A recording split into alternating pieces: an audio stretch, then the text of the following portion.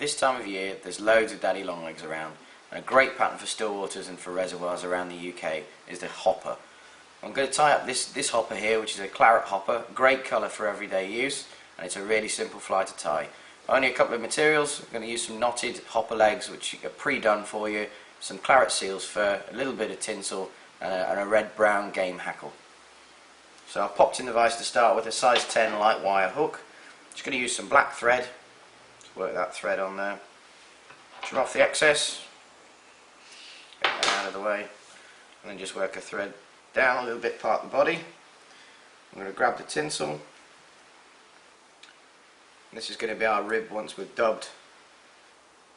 Just tie that down to the end of the shank of the hook. Pop it in the material spring out of the way.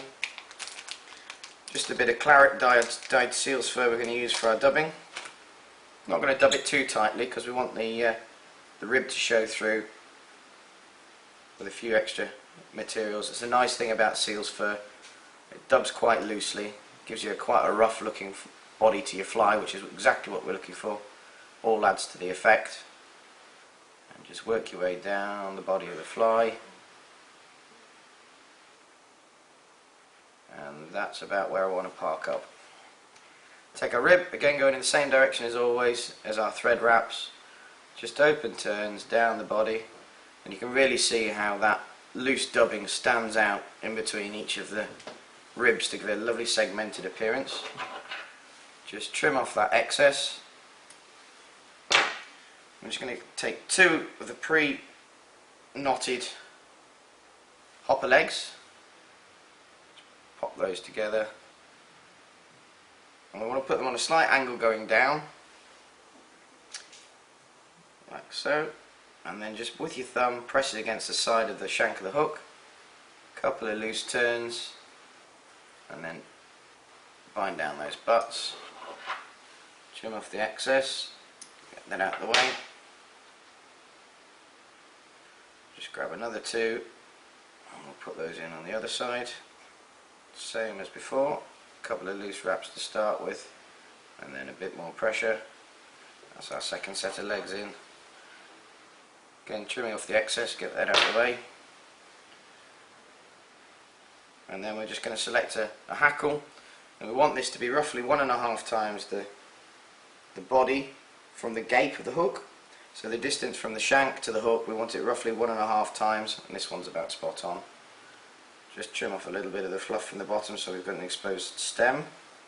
Off of that up to the side. A couple of turns just to secure that and trim off the excess. Get that out of the way. Just going to grab our hackle pliers now, pull that feather out at 90 degrees to the shank, clip on with the hackle pliers.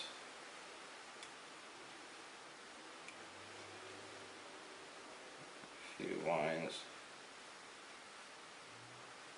Try not to trap any fibres down as you go, and just round with a thread just to lock that off. In nice and close, just grabbing the stem of that bit we need, with that.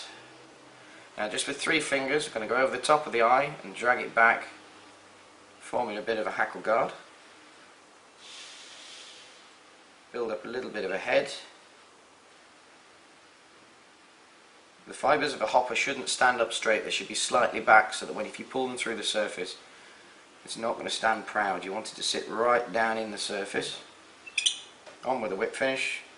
Trying not to trap any of those fibres we've just spent time putting in.